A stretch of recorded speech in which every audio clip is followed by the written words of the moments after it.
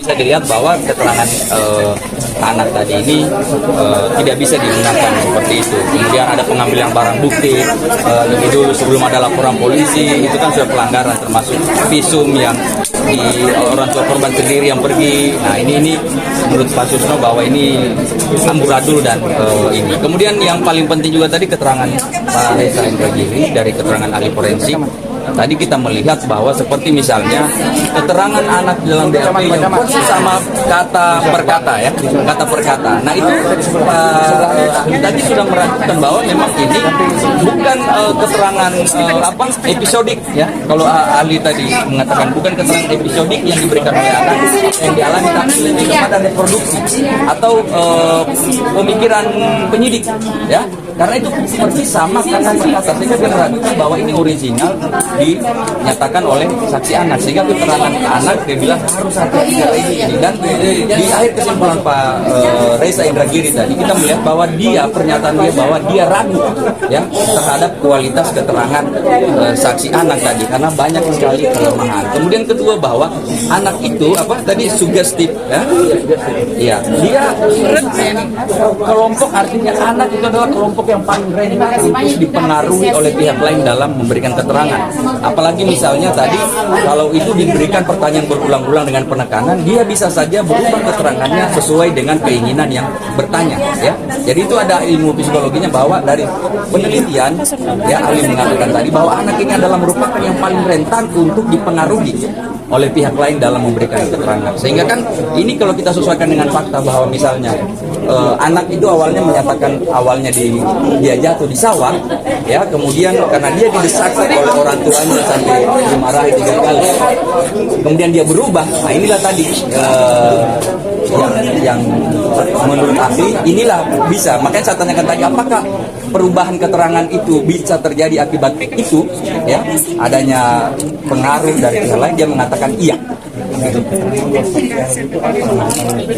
Iya, kalau kita bahwa ini sudah makin menegaskan bahwa dari keterangan ahli ini jelas bahwa tidak ada kejadian pemukulan ini, tidak ada, tidak meyakinkan bahwa ini telah terjadi kejadian pemukulan Ibu Supriyani, sebagaimana yang Ibu Supriyani sudah bantah mulai dari penyidikan sampai saat ini.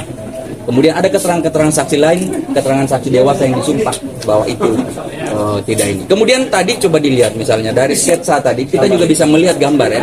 Ini kan menjadi pertanyaan ahli, kenapa?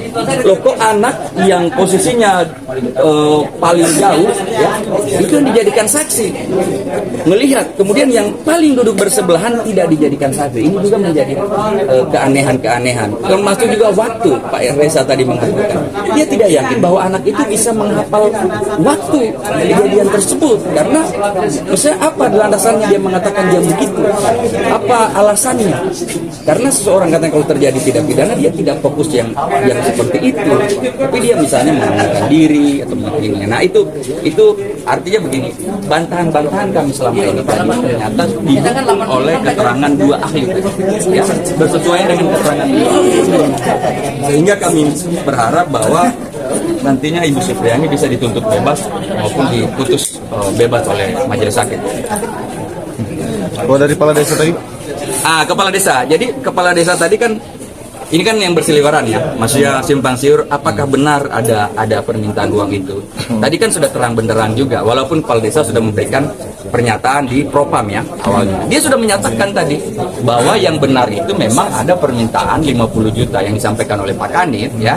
Kemudian terkonfirmasi tadi rekaman bahwa dalam rekaman itu ada percakapan antara Pak Kanit dengan kepala desa bahwa itu dari Kapolsek. Untuk apa? Menghentikan perkara ini, dan itu yang tidak disanggupi. Kemudian dari pernyataan tadi juga kepala desa kita bisa lihat bahwa Pak Desa itu kan ada 2 video yang beredar kan.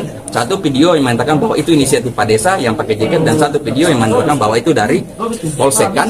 Nah sudah diklarifikasi oleh Pak Desa tadi bahwa yang video yang dinyatakan pakai jaket yang menyatakan bahwa itu uang inisiatif Pak Desa itu karena diberikan di bawah tekanan.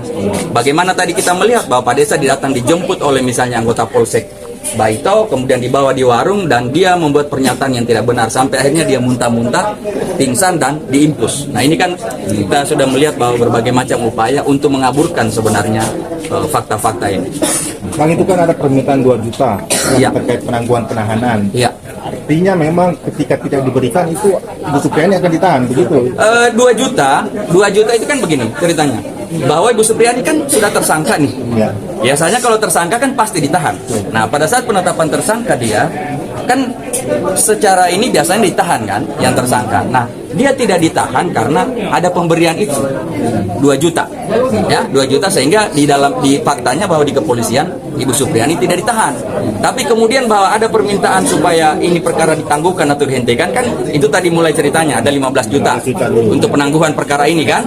Penangguhan perkara ini. Kemudian karena mereka sudah berpikir terdesak, inisiatif Pak Desa menyatakan kami cukupkan 20 supaya ini perkara bukan ditangguhkan tapi dihentikan.